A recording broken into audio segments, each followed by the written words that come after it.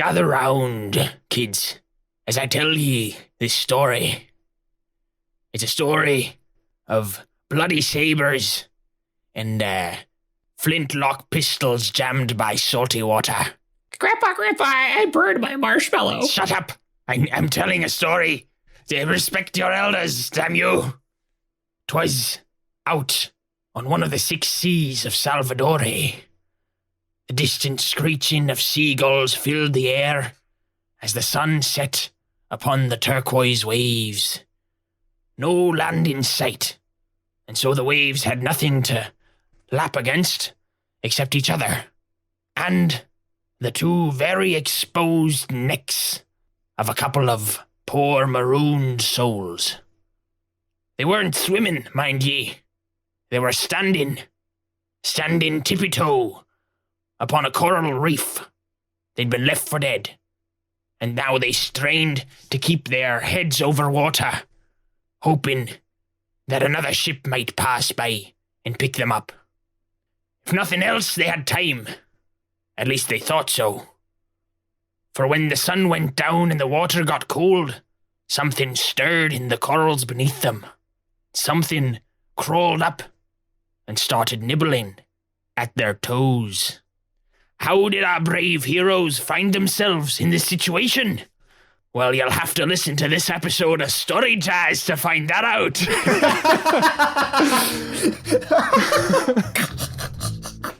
Welcome, everybody. Theme music.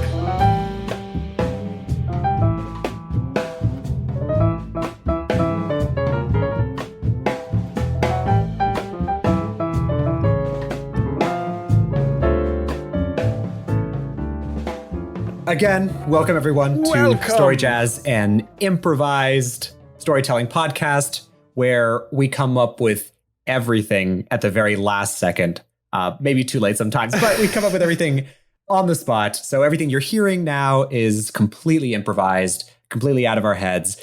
I'm Softy. I'm Sam, and this week we thought we might do a pirate story, as you may have been able to tell by that strange introduction. So it was your idea, Softy, to start with a pirate's voice. You just threw that right at me right before I was going to do the cold open. Yeah, so Sam came to me, said, hey, I have a cold open. And I'm like, hey, actually, this is your cold open. And he was like, okay.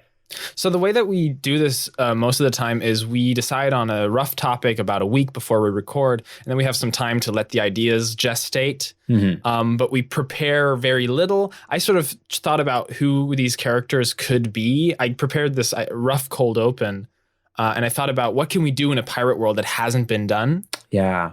When I was thinking about pirates, when that idea was testating in me, I was thinking about all of the various pirate magic that exists. Mm-hmm. That the way that magic manifests in pirate stories is often so different from the way it manifests in other fantastical stories. Very ruly often. Like there's these it's very ruly, intense and rules, mysterious, curses, and voodoo, unbreakable. Mm-hmm. Right? It's like humanity's struggle against the ephemeral, against the mystical. Mm-hmm.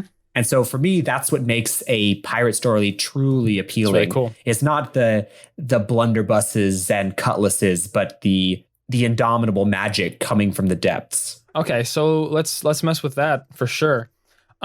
We came up with the pirate thing because in our previous story, Fourth Life, an amazing, mysterious adventure through the virtual realms of Fourth Life, there was a quick nod to a separate world called the 6 Seas of Salvadore. And I thought that we would set this story in the 6 Seas of Salvadore. So maybe we can talk a little bit about what that world is like. Is there, how tropey are we going to get with it? There's got to be like a Royal Navy or something, right? Are these colonies? Yeah, I'm sure there is. So I'm a little bit resistant to the colonial storyline because that carries some weight with it that I don't really like colonialism. Can I quote you on that? You can quote me on that. When Frank conceptualized... Frank the House conceptualized the 6 Seas of Salvadore, I was imagining that a great pirate, Captain Salvadore, sailed into unknown waters and christened the 6 seas.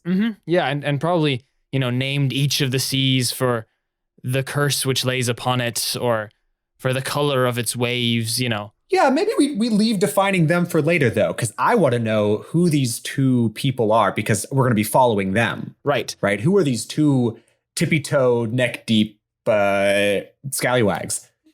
All right. Donald B. What? Kachow. No, Donald B. I like Kachow. Kachow? Okay, Donald Kachow. Donnie Kachow. Donnie And then he Kachow. always Yeah, says- Donnie Kachow. There we go. People say, you're Donnie Kachow. And he says, it's Kachow, actually. Yes. All right. Donald B. Kachow is one of our neck-deep tippy-toers. Okay, cool. Is he, what's he I don't up know to? how he got there. He's a pirate by birth and not by choice.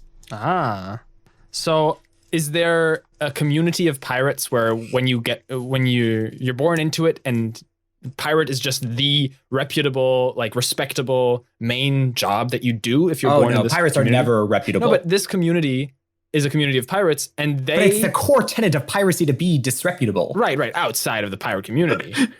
Well, inside of the pirate community, disrepute is repute.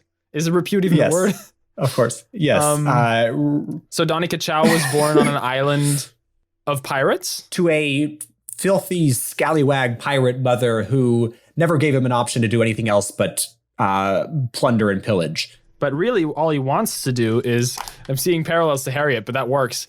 All he wants to be is an honest trader or something. Wait. What if we don't say?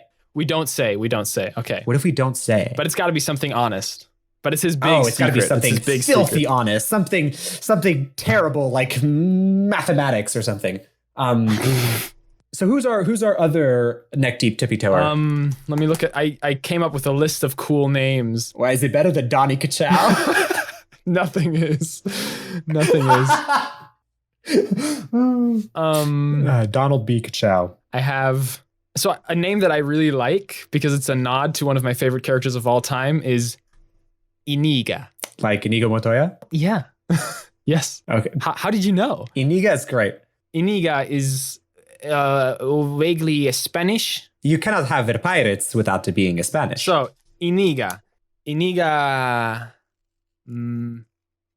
Esperanza. Okay. So I'm saying I'm assuming that the 6 seas are separate from Earth 1 or whichever reality we live in. I like the idea of having it being new history, new place. Yeah, if it being vaguely inspired by Earth, because Frank created it. It's vaguely Caribbean. Yeah. Right. Iniga Esperanza isn't from Spain necessarily, but some similar place. So who is Iniga Esperanza? She's a previous Navy. Yeah, for sure. She came from the old country. Yeah. Spangland, sort of. Spanglin. What is the name of a low level Navy private? No, it's not private. It's Ensign. So she's a red shirt, Yeah. She just came over from the old country. Yeah. And okay, wait. I want to just throw them in a scene then. Before we nail down too much, I'm going to throw them in a scene. We'll come back and do the world. Okay. So, ladies and gentle people, this is StoryJazz. Dim candlelight raises as a old man plays on a piano and the shutters click, and we're all sitting in an old movie theater watching as we hear Sam's luscious voice tell us the beginning of the story. Well, to really understand where it all started, we got to go back a few days. Back to Three Heads Island. You see a young man. He's got glasses, thick-brimmed glasses, and you can see the way his pants are sagging a little bit behind that he has embroidered into the back of his underwear the last name Kachow. And he's standing in front of a fruit stand, and he's got a paper bag, and he's fondling various melons, looking for just the right one. Is he knocking on them? or shaking them? You knock on coconuts. I think you fondle melons. You fondle them? Yeah, you got to see if they're squishy or too firm. Pretty sure you knock on them. You knock on your melons? Then you're the reason why all the melons are all mushy is because you've been fucking knocking on the melons.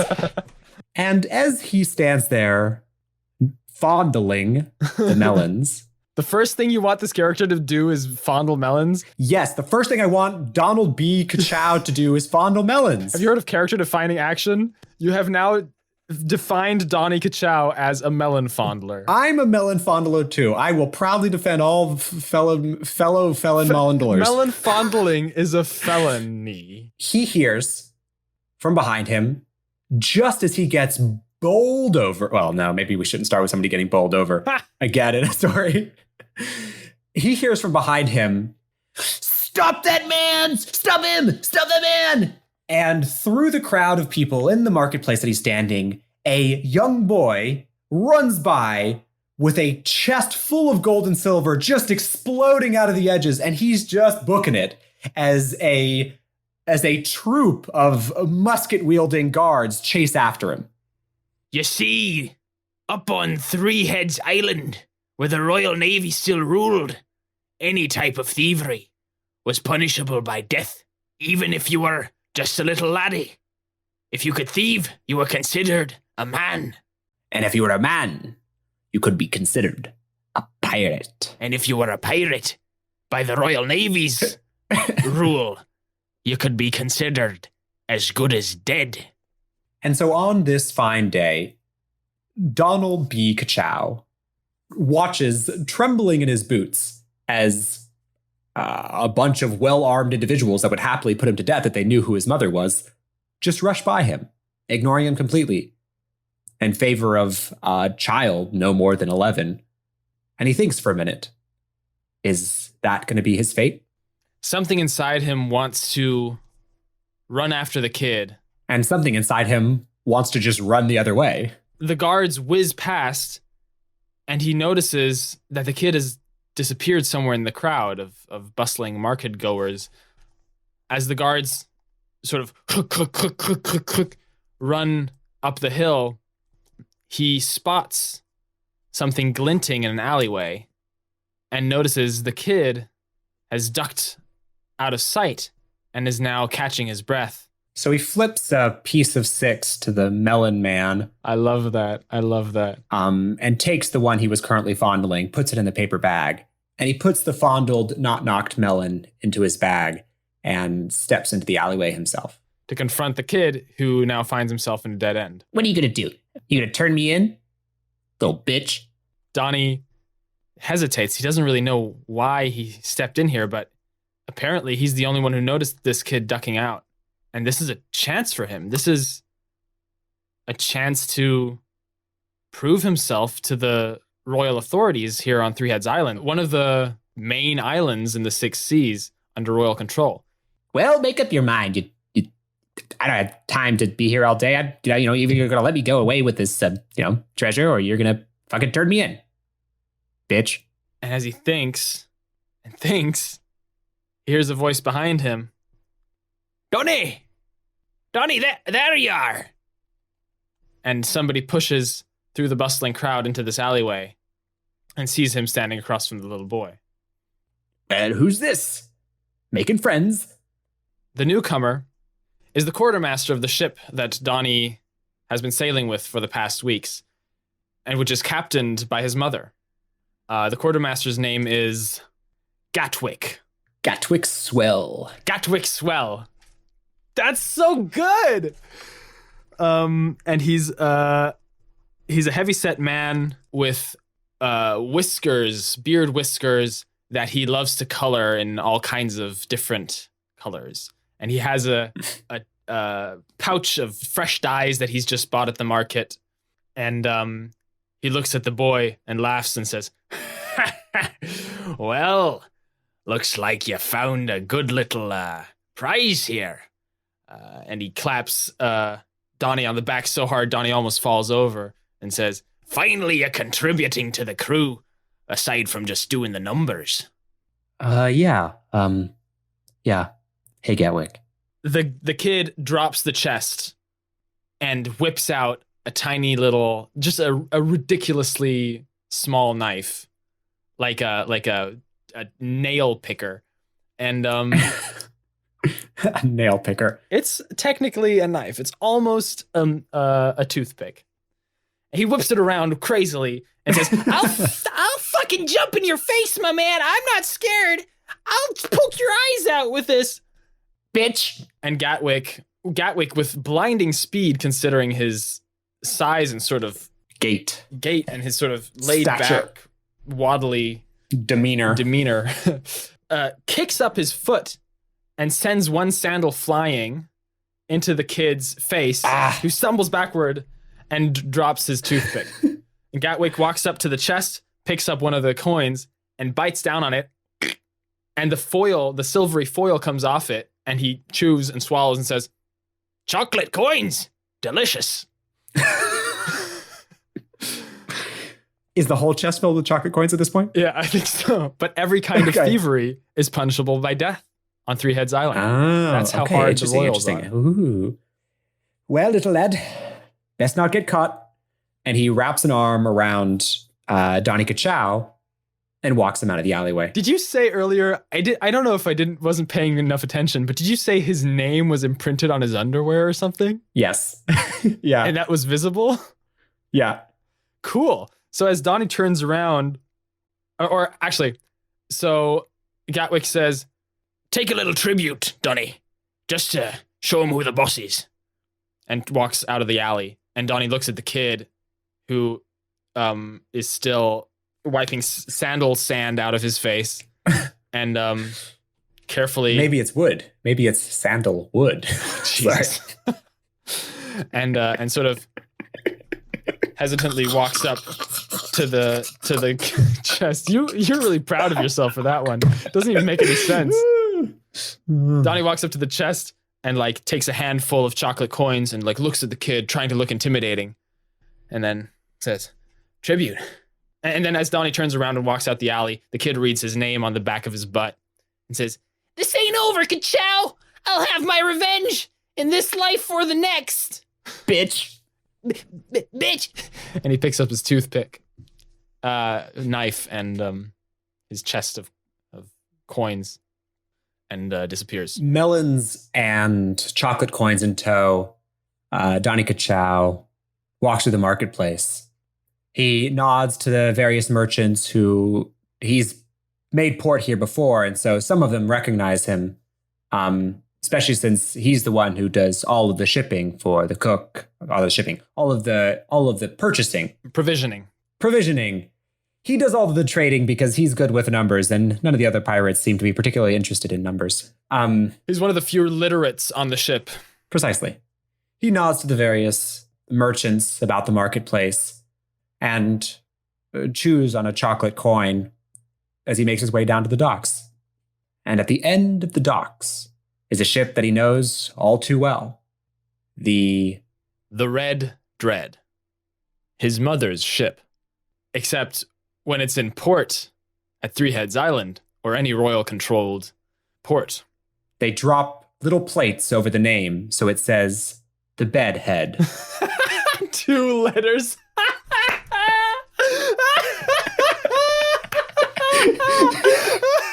It's so obvious.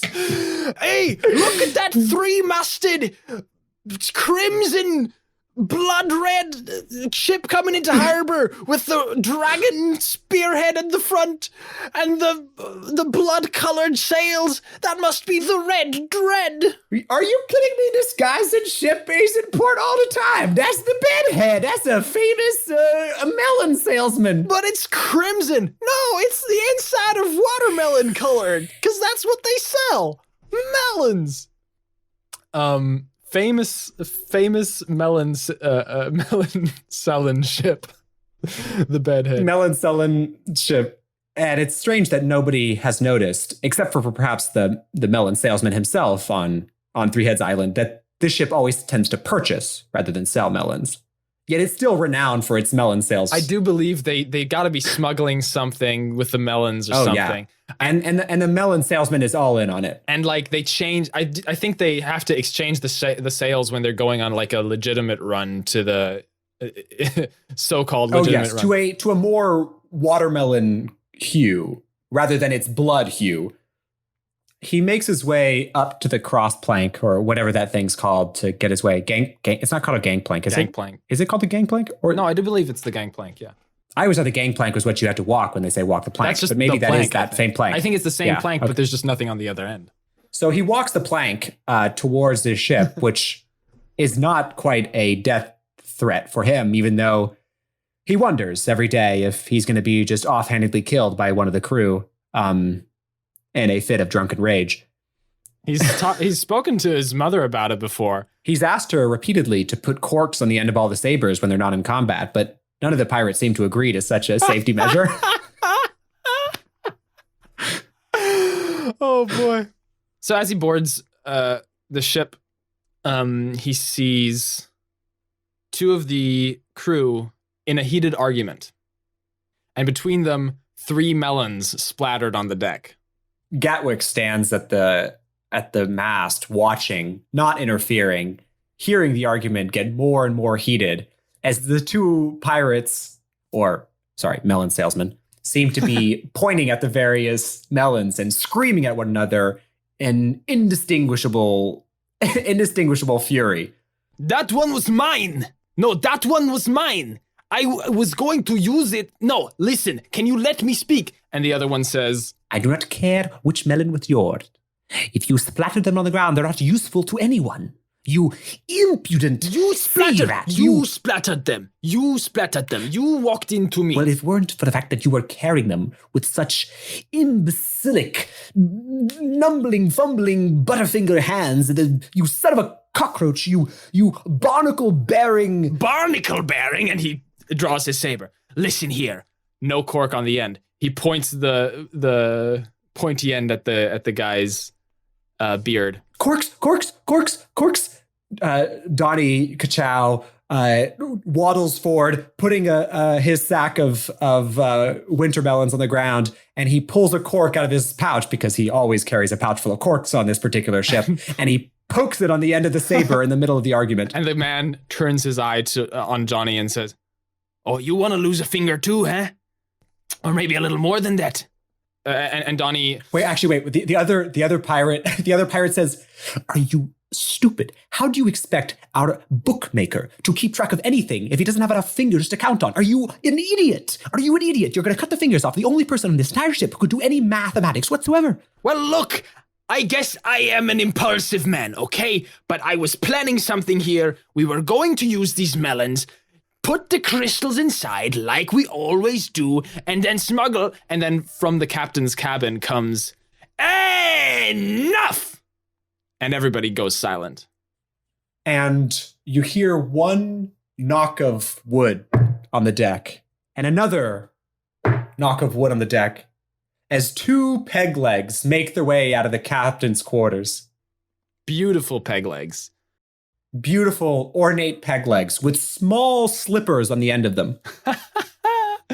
The knocking on the wood is just slightly dampened by these... Just ever so slightly muffled. By these nice fleece slippers. And out onto the deck steps the captain of the Red Dread, Nedrina Kachow. Are you telling me the captain of the Red Dread's name is Ned? Ned, yes. Ned of the Red Ned's Dread. bedhead, the Red Dread. Ned, the bedhead of the Red Dread. And true to the name of the ship, there is a massive waft of tangled mass upon her head, a veritable honeycomb swirling madness carrying maybe a foot above her head as it's swirled in its, I have no words. It would have to be cut off to be solved. There are species on this world that have yet to be discovered that hide within the deep recesses of Nedrina's bedhead. It is a veritable jungle of red curls and knots. And as she says, "Enough," both of the two squabbling pirates Donnie Kachow, and even Gatwick Swell himself stand upright and at attention. Ned walks up very close to the two squabbling pirates and tells them with rum-heavy breath, when we are in royal waters, we are watermelon salespeople. And we will act as such. Look, I didn't mean to talk about the crystals out loud. I mean the secret cargo. You know, the stones that we smuggled. You don't speak about any of that when we are in royal waters. And like Nedrina could see the future, the 5 pirates on the deck of the Red Dread hear the telltale sign of clomping boots on the dock below. Ooh. And the sound of a young Spanish woman below as she calls up and says, Pseudo-Spanish. the sound of a small Spanglish woman on the docks say, inspection. And everybody freezes. I believe you're due. What does that Spanish accent sound like? I totally like Spanish. Well, a Spanish accent. A Spanish accent. There is an inspection due, I believe, for your ship. If you come to port to sell your melons, you must submit to an inspection as per the Royal Navy. For a second, Ned sees the panic in her son's eyes. Donnie and Ned both have the same dark red hair and the same angular features, but for her, it is a face weathered with battle lust, and for him, it is a face weathered with calculus. Calculus. There you go. Hey, we're freestyling up here. And she gives him this look of absolute confidence that always inspires in him a feeling of absolute anxiety. It's a feeling of confidence laced with the threat of death. But that threat is exactly what makes her so confident, because she knows that whenever she goes into battle, she's not risking her life by going into battle. She would be risking her pirate's life by not going into battle. Marching steps come up onto the deck. Royal Navy, Royal Guard, followed closely by a young lieutenant, a Spanglish woman, short, broken-nosed, and clearly intoxicated by her recent promotion. Amen. Search of the ship, locate all of the melons, and mark them all for trade, and see which have been traded and which have not, and make sure they all have a seal of transport and a seal of taxes. Please, go on, men. Gatwick walks up close to the young lieutenant, looks her in the eye with his bristling mustard yellow whiskers. Gatwick's voice was like this, right? Yeah. Yeah. Okay. We were inspected just last week. Who gave you the command for this? Nobody gave me the command for this. We are just... Wow, your Spanish is so much better than mine. Thanks. I just imagine I'm Inigo Montoya. Inigo Montoya. You killed my father. Prepare to die. We are just, doing random inspections. And Gatwick starts fuming and goes... And then Ned walks up and puts a hand on his shoulder. Yeah. And as the soldiers make it below deck to begin their search, Ned looks back and looks at her and says, "What are the odds that your random inspection might take you to a different ship?" And she holds out an empty palm, turns it upside down, and then holds it up again, and a pile of coins appear in her hand. And Iniga looks down at the coins and looks up at Ned and smiles knowingly. A smile that says, "Oh no, you won't get me with simple gold." And in that moment, Donnie looks over to the coast and sees more men. I want a gender-neutral term for soldiers. More soldiers. Soldiers. And sees more soldiers lining up, coming down the hill, and sees the fort up on one of the three heads, one of the three hills of the island. Actually, maybe there's 3 forts on this island. So it's like super reinforced. Quite fortified. Or fortified, sorry. It might be that he's paranoid, but he feels like he can see the open cannon windows on the fort. And he feels like those cannons might be directed at the bay right now. And he has this sinking feeling of, oh no, maybe our name change from Red Dread to Bedhead wasn't quite enough to keep our cover. This time. Oh boy. And he looks over at Ned, and he can tell that Ned has already checked out the situation as well. And he sees Ned behind her back make a little sign with her hand. Just a sort of 4 fingers and then 2 fingers outstretched and then a thumb that seems to symbolize, let's get the hell out of here. So this is going to be impossible for our auditory listeners to visualize. So just imagine a complex series of hand gestures, which everybody immediately understands, yet we have no idea what it looks like. Gatwick sort of casually walks toward the stern. The pirates, sort of go about their business, but looks are exchanged, which go unnoticed by the royal guards. Iniga, chest puffed out, turns away from Ned and says,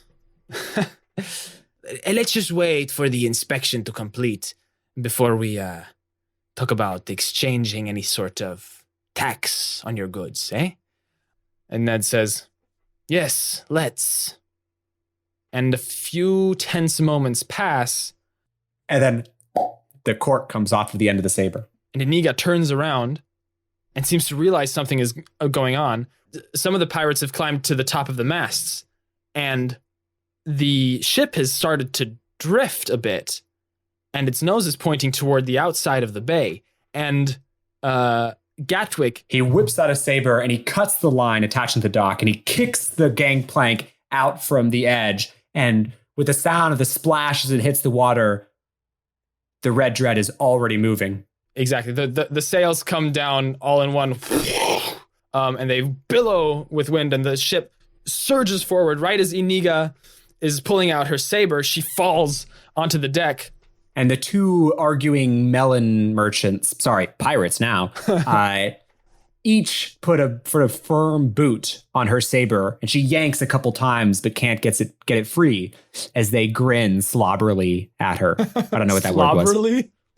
Wow, great. They slobberishly grin at her. This is why everybody says avoid adverbs in your writing. Yeah, because then you end up saying things like slobberly. And the Red Dread is a dang fast ship. It's a heckin' fast ship. They keep it so clean. They scrub the barnacles off every, 2 weeks, and they keep it tarred, and they look at your research coming in. Thank you. And they just shoot out the bay. A lot of the guards topple over, and these pirates, one of them just swings down from the mast. He just unfurled the sail. Now he swings down from the mast. Another one is like holding onto the sail and like, sliding down it somehow. Super light guy. He pulls out 2 daggers and like drops them both into the backs of 2 of the guards. The shooting has begun below deck as well. Iniga just watches powerlessly as her soldiers try to fend off the band of pirates as they set sail. And she shouts, "The cannons! Use the cannons!" She shouts toward the shoreline where the other soldiers are totally without a clue of what to do against this suddenly moving ship. They'd started running down the docks at first, but then stopped when they realized the ship was too far, and so they started running away. Some of them pulled out the pistols and started shooting at the ship, but to no avail. And one of them starts running up toward the fort to give the command, waving his arms at the people in the fort. He does a series of complicated hand gestures, and the fort immediately understands. And cannons start ringing through the air. The whole marketplace starts screaming, and shops close up. The melon salesman quickly fondles all his melons and puts them away. As cannon fire rings out over the market. Now on the deck, the soldiers and the pirates are having it out. So these 2 guys are both standing on Iniga's saber? Yeah, the 2 people who are arguing over the melon are standing over the saber, basically pinning her down. They're holding their sabers out, pinning her down. Okay. The 2 melon salesmen the 2 melon droppers are standing on Iniga's saber, arguing over which of them is pinning her down. No, it was my idea. I'm standing on the damn sword, and now she... Listen, you imbecile. We only need 1 foot. You are more stupid than a barnacle. You're nothing but a sea cucumber. I love that voice. You're nothing but a simple sand dollar. You grow because you were born to grow, not out of any intellect or passion or desire on your part. You're simply a facet of the world incapable of making your own decisions. And as they discuss this, Iniga manages to pull out her dagger and put it in one of their feet. Ah, this must be your fault as well. You stabbed me in the foot. I didn't stab you in the... she stabbed you in the damn foot. And he falls back, and Iniga gets to her feet just in time to deflect Ned's saber. A broad, heavy thing tinted in red color. A two-handed claymore of a saber. But she wields it with one. Yeah, it still has the front guard and everything, but this thing is 5 feet long. Gatwick, meanwhile, is fighting with 2 buckler shields. Yes, he's fighting with 2 shields. You heard that right. They have sharpened edges, and he's just ramming folks left and right. And it looks for a second like the pirates will win, but then the first of the cannonballs start hitting. And it just shears through the guiding sail, the front sail, and it just tears a big hole in it. And the pirate that was sliding down it before narrowly evades it as he clatters onto the deck, and he shouts something at some of the other sailors as they start rotating the sails in order to catch the wind a little faster and try to turn so that the stern is facing the port, making them a smaller target rather than running cross-side. Gatwick turns around and smashes one of the guards in the face with his buckler and shouts to Donnie, "Don't let them hit the payload!" And Donnie is totally frozen in place, clutching his melons. "Go and check the damn payload!" And Donnie remembers they are transporting these melons in order to smuggle a highly explosive type of crystal, found only, yes, I believe so, found only in the 6 seas of Salvador. This must be like pure sulfur or something. Yeah, like crystalline, some sort of crystalline, and they need an organic cold container in order to keep it from oxidizing. Thus the melons. So actually, maybe he was purchasing melons for this very purpose. Exactly. Yeah, that's why they have the melons. And they need to be fresh because when they rot, the crystals start to oxidize. Which is why he was fondling the melons. Exactly. It's all coming together. And why he would not knock them, because that might actually trigger the Sorry. Exactly. I mean, there aren't any explosive crystals in these market melons. That have sheer force of habit. You need to suppress the habit of knocking the melons.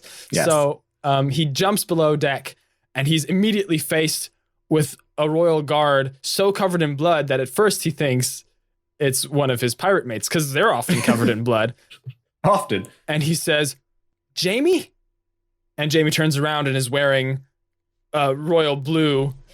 And the Royal Navy member stabs a saber at Donnie Kachow, who quickly ducks and covers the melons. And then he swings a saber around, and Donnie Kachow jumps in the air. And as he's stabbing again, Donnie Kachow pulls out a cork and puts it on the end of the saber, and then runs off down the edge of the underbelly of the ship as the guy's chasing him with a cork on the end of his saber. Iniga ducks the blows thrown at her by Ned the Red Dread. And her unstoppable claymore. Yeah.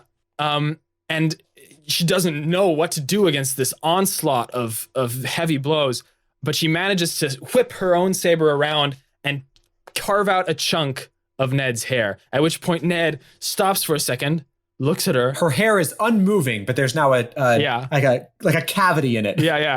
She stares at her and goes, "Oh, you just made a fatal mistake, my friend." And Iniga knows exactly how to provoke her. She grins, showing defiance against one of the most feared pirates of the 6 seas, Ned the Red Dread. And that really pisses Ned off, to the point where her next blow is just the tiniest bit less calculated than usual. And when Iniga ducks, her saber gets stuck in one of the masts. And Iniga uses that window to bolt for the trapdoor that leads below deck. She's going after Donnie. She's going after whatever this payload is. She straddles the little stairwell heading down through the trapdoor and slides down it, ducking as the saber comes flying out from the darkness at her, and covering her head as blunderbuss fires exchange between her soldiers and the pirates below deck. Neither party barely noticing her as she runs by and dodges around the various barrels of melons down the underbelly of the ship towards what you can see is a candlelit room on the far end of the ship. A door. There's a bulkhead. There is a reinforced bunker in the back of this ship. And Donnie is just now turning the wheel lock thing. How do you call that? The crank in front of the... He's opening this crank door, and it goes as he pushes it open on salty hinges. And he looks over his shoulder to make sure that nobody's following him. But before he can stop it, Iniga barrels into him, pushing him into this back room. They're on top of each other, rolling around in between barrels of something. He tries to kick her off. She knees him in the balls. He has the air knocked out of him. She scrabbles to her feet and closes the bunker door and locks it.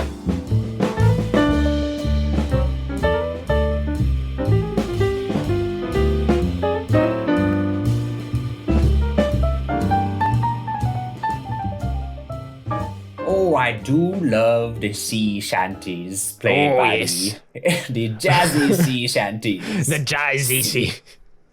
Ceaselessly crashing over the waves, letting us know what kind of music the mermaids be liking today. Hello, dear listeners. Welcome. We are releasing the first episode of our pirate saga in celebration of International Talk Like a Pirate Day, which is the 19th of September. So don't forget to talk like a pirate. Talk like a pirate. Which is why we're doing these flawless pirate accents. I am Sam, your host. And I am Capitan Softy.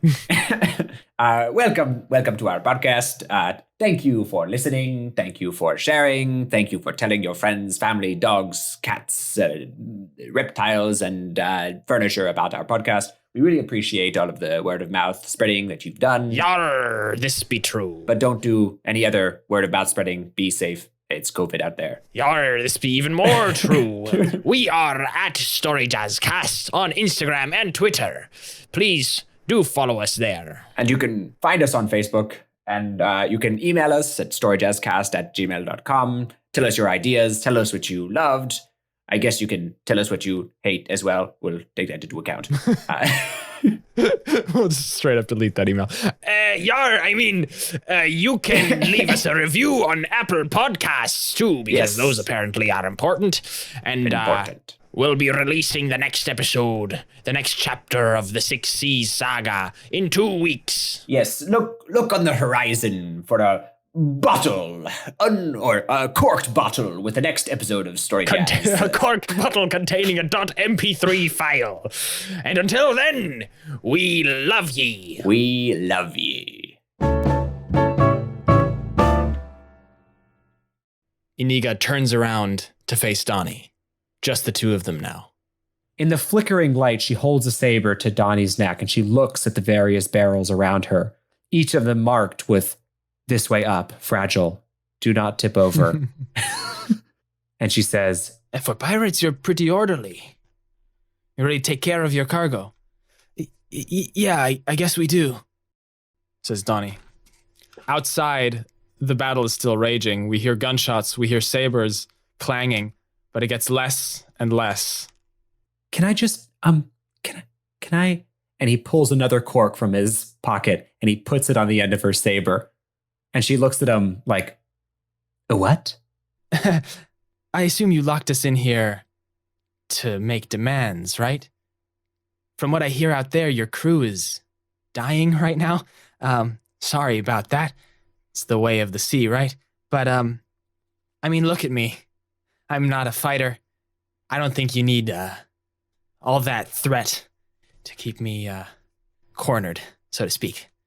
And Iniga listens, and she hears one last shot, one last clang, and then Gatwick's voice from above. All right, boys. Round them up. Toss them off the side. But not before you check their pockets. And she swallows dryly. Well, I mean, you made the best move, I think. You locked us in an impenetrable room with a bunch of explosives, mind you. Explosives. Oh, yes. And she looks around at the various barrels. I thought you knew that. Forget I said anything. Well, I knew that you were transporting something in the melons. We received a tip recently, and From a certain boy. just minutes ago, actually. He's had his revenge. Amazing. It's all tied up. We're such good storytellers. Yes, let's just clap ourselves on the back real quick for great storytelling. Wow. we received a tip, actually. But yes, I thank you for commending my quick thinking. I think I have a bit of leverage here, no? And Donnie Kachow says, "Well, yeah, you did capture the captain's son, so." And Iniga turns her head again, surprised. And Donnie Kachow goes, "Oh, I mean, you didn't know that? Oh, I just..." You're giving me a lot of information for free right now. Do you have any particular motives that I should know about? What could you get out of this? Ned finally pries her claymore-sized cutlass from its gash, 5 centimeters deep in the mast, and points to it and says, "Somebody fix that." And then she looks for Gatwick and sees them on the far end of the ship, kicking the corpse of a soldier off the edge. And she says, "Gatwick, have you seen my boy? Have you seen little Donnie?" I sent him under deck to check on the payload. And coincidentally, have you seen our little lieutenant? Our little Spanglish girl? I thought you put that big sword in her. And unfortunately, for once, I did not find her and kill her. And she sheaths the saber and makes her way down below deck. Okay, so You want me to do what exactly? What are the demands you want? Okay, so you demand to be let off the boat with me as a hostage, right? You'll hold a knife to my throat, and we both just leave. Carefully. You'll hold a knife to my throat carefully. Do you want me to put a cork on it as well? That would be preferable, I think. You can still, use the blade to threaten my life and hold it against my jugular, 75% of all wounds caused by cutlasses are caused by the pointy end and not by the blade itself. So, at this point, it should be noted that Donnie Kachow and Iniga Esperanza are sitting, Donnie Kachow on a barrel of explosives and Iniga on the floor. They're no longer threatening one another and now discussing how best to hold Donnie hostage and for Iniga to get off the ship. Okay, but before I can trust you with this, 2 questions. First of all, why do you want me to take you as a hostage? Pillaging and plundering have been, not enjoyable. Oh, really? That's your review. That's your Yelp review for piracy. Hey, 2 stars. Yelp. Pillaging, plundering, it's okay, but I wish we did more, music? Would you wish you sung more shanty? Trigonometry, calculus, multivariable. We could be exploring geometry. We could be exploring complex 3D geometry, right? We have 6 C's, but we haven't accounted for the fact that this is non-Euclidean plane, that in fact that directions are more complicated, that you have to account for the curvature of the Earth. Non-Euclidean. So you want to be a cartographer? Donnie holds his hands to his temples and says, "That's a simplification." I want to make sense of this most chaotic of places. I want to understand it in all its non-Euclidean twists and turns. I want to... Okay. I understand. You are a brain guy. I get it. But why... But you are part of one of the most successful crews in the 6 seas. Your mother leads it. You could be captain one day. You sound like you admire my mother. And Iniga spits on the floor. Say something like that again. I cut you wide open right here. She waves the corked cutlass at him. And he sort of pushes it away a little bit by the cork. In any case, I can see that physical power is very important to you. Enough with the talk. I have a second question. That would require more talking, I believe, but okay. Psst. My second question is... And she points the cutlass at these barrels for a second. Inside these barrels are watermelons, correct? He silently nods. She says, And inside the watermelons is what exactly? crystals, he says. Yes, but what kind of crystals? Highly explosive crystals, which, if removed from the fruit, will immediately oxidize and, boom. People could use them as very powerful weapons, but we believe they have a more valuable use than that. Yes? Well, the captain would have my head if I told you, so... Well, I'll have your head if you don't. Have you heard the legend of the golden pomegranate? And she raises an eyebrow. They say that the seeds... And then it goes... Ned is knocking on the door. Donnie, are you in there? Are you all right? Yes, Captain. I'm fine. Considering. You don't sound fine. You sound like you've wet your pants again. No, I didn't. This is salt water. You can't see me. Why am I even justifying? I did, actually, this time, I did kick someone, successfully overwhelmed someone and got to the payload, but I am not alone in here, as you might have suspected. Yes, I am holding your son hostage. I believe. And she looks at him, right? That was what we said. Yes, good. And he gives her a thumbs up. Ned's face goes from a disappointment to a sort of growing rage as he recognizes the voice of the young Spanglish lieutenant. Little girl, what is it that you hope to acquire with my son as a hostage? And Iniga turns to Donnie and says, Man, your mother speaks really different from you. She has much more of a piratey vibe, a little bit of the British in there. And Donnie says, yeah, I know. I'm not cut out for this. The only similarity we have is our hair color. Yeah, you also have the big, thick glasses. That's probably bad for shooting, right? Yeah, this is what I'm saying. Can we not talk about this so loud, though? Because she might hear. And Ned is outside just hearing Are you hoping to parlay? Yes. Can I get you a sandwich, a cup of coffee? What is it that you want, little lass? Ned snaps her fingers, and one of the pirates around her stands too, and she goes, "Get Gatwick."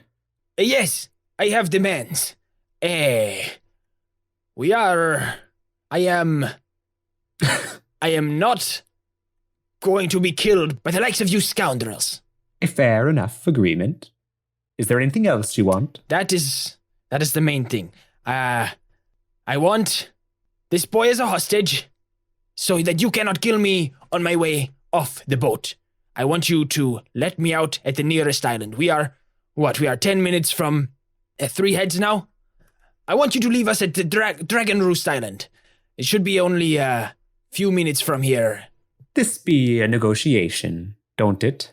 Perhaps, since you're claiming so much for yourself, we can instead just leave you on the next piece of land that you can stand on. That be fair? Iniga looks over at Donnie and says, Cartographer, what is the next piece of land closest to Three Heads Island? We are 10 minutes south, right? And Donnie shrugs and says, like you said, Dragon Roost Island. All right. You leave us on the next piece of land that we can stand on. I take the boy, and I take one of your precious watermelons, with whatever it contains. And what might you think it contains, little lass? I don't know. The boys told me nothing, but seems to be valuable, no? I need something to survive on. I can eat the melon, I can sell its contents, and I'll be back in civilization. I think that seems fair. I'll leave you alone if you never come to Three Heads again. Ned turns away quickly from the door and looks at Gatwick, who's now descended to the bulkhead. And she looks at Gatwick and she says, I think my boy has said perhaps a mum too much. It may be time that we shed our family bonds. And Gatwick does the motion that you do on like a chin beard, but on both of his whiskers, like perfecting the greasy point that they are pulled to. On his mustard-colored beard? Yeah. And says, I'd feared this day would come. But if you think it is best, I guess I'll take over the bookkeeping for as long as it takes to find another guy who's good with numbers. Oh, something tells me that my boy will be back, but it is in the nature of youth to rebel against their parents. Sometimes a little bit of corporal punishment can set them straight, she says. That be true, Says Gatwick. And right as Donnie's trying to hear what they're talking about, his ear up against the door. His door up against the ear. All right, little lass, Ned yells. And he steps back as Ned yells in his ear. Your demands are understood and accepted. We'll be nearing the next piece of land in 5 minutes. Prepare your melon and your hostage. Iniga looks at Donnie. That was easy. Donnie shrugs. All right, well, let's do this. She sheathes her saber, takes out a dagger. Donnie pulls out a cork and puts it on the end of the dagger. Yes. She opens one of the barrels and picks out one of the melons, weighs it in her hand. She's about to knock on the melon. Donnie catches her hand and shakes his head and instead shows her how to fondle them correctly. She weirded out a little bit, fondles the melon. Fondling melons is normal behavior. Okay. Melons are made to be fondled. Melons were made to be fondled. With consent. And then, holding Donnie in front of her by the blade of her dagger, not the point, they step toward the bulkhead. She makes Donnie undo the locking mechanism on the back of the bulkhead. And slowly, the door swings open as the two of them are face to face with a horde of pirates, including Ned, who stands arms crossed over her large bust, still a chunk carved out of her hair, staring at the two of them. Gatwick, one hand nervously pulling on his whiskers, one hand holding the buckler, and then just a patchwork family of male and female pirates, each of them a patchwork of eye patches, peg legs, hook hands, all the different... All the good stuff. All the good stuff that we know. Although there is one particular pirate who has 2 peg legs, 2 hook hands, and 2 eye patches.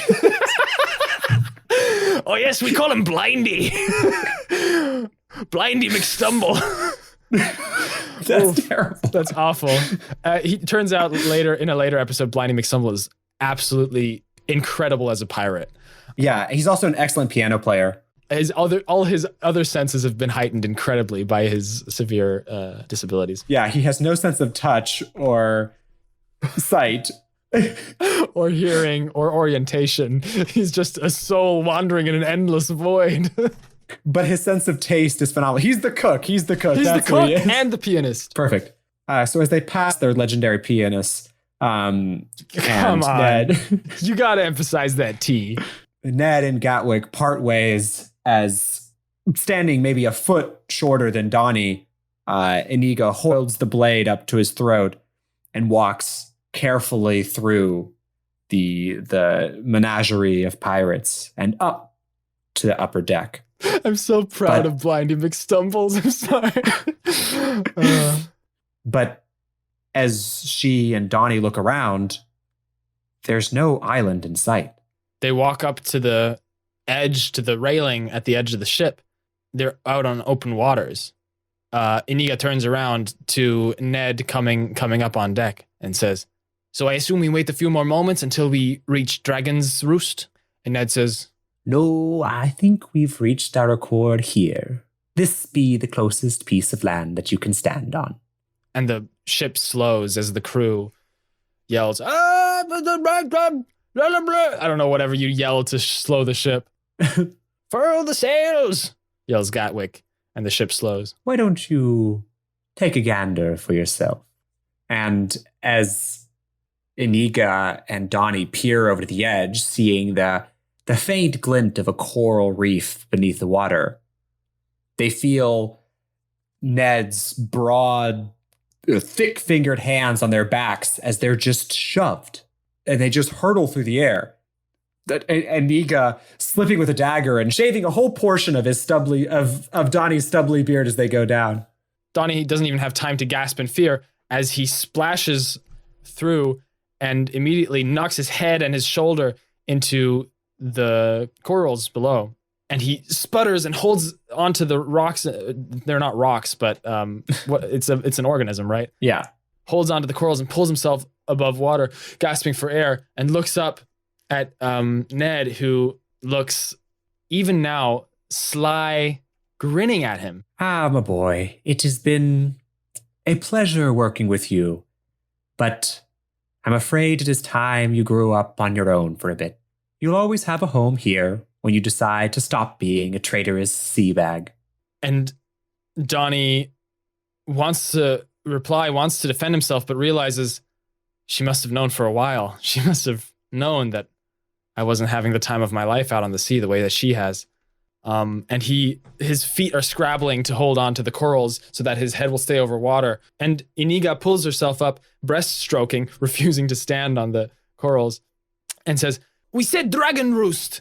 And Ned the Red Dread, smiles down and says, well, by the rules of parley, we said the nearest piece of land that you could stand on. Now, the Copper Reef, you can stand on just fine, can't you? And all great pirate legends begin with a marooned sailor. I still have hope for my boy, even if I'm going to leave him here. And suddenly the crew of the Red Dread performs the same maneuver as before. They unfurl the sails super quick. They remove the B and the H and reveal the name, the Red Dread. And they flip the sails over or whatever, change the sails from the bright watermelon crimson to the deep red. To the deep red color. And sail off with billowing sails and great speed, leaving Donnie and Iniga behind.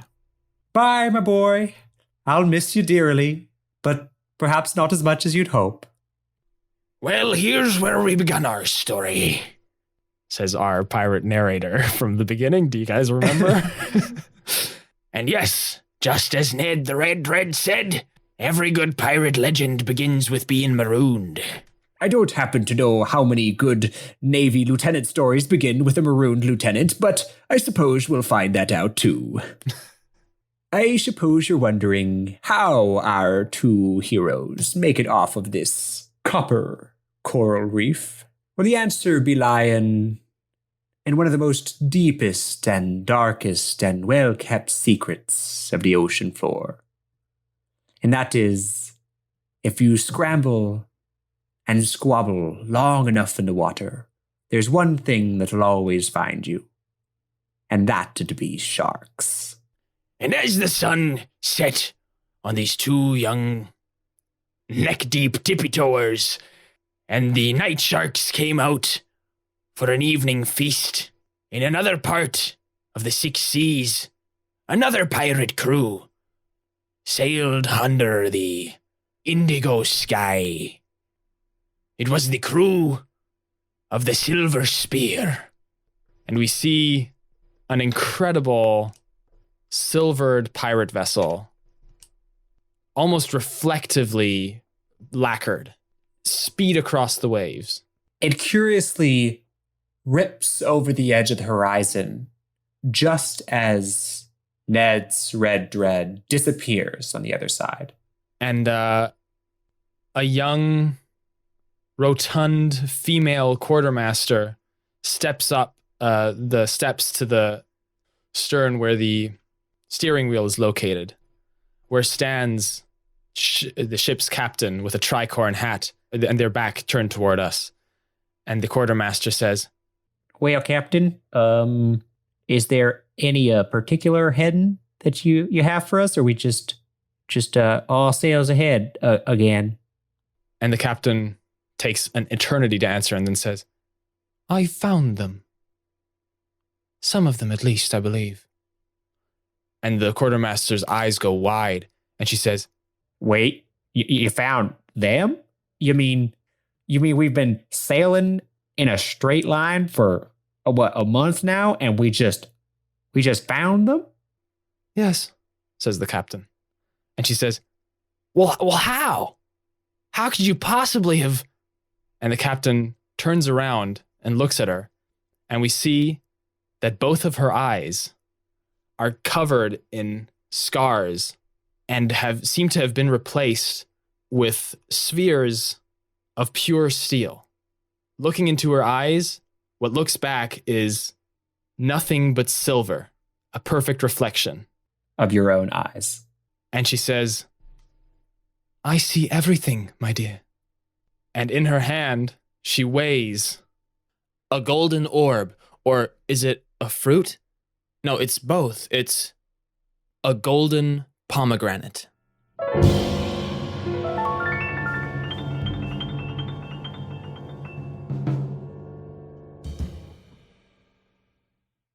Did you knee yourself in the balls while saying knee in the balls? No, I didn't. Because it's actually really difficult to knee yourself in the balls. It is an ancient skill that we have passed down through the generations. It makes you wonder, is it about the flexibility of your hips? Do you break your femur, or do you just have a really stretchy ball sack? You must learn the ancient technique of stretching the ball sack. So deep down that it will almost get flushed accidentally. Incredible.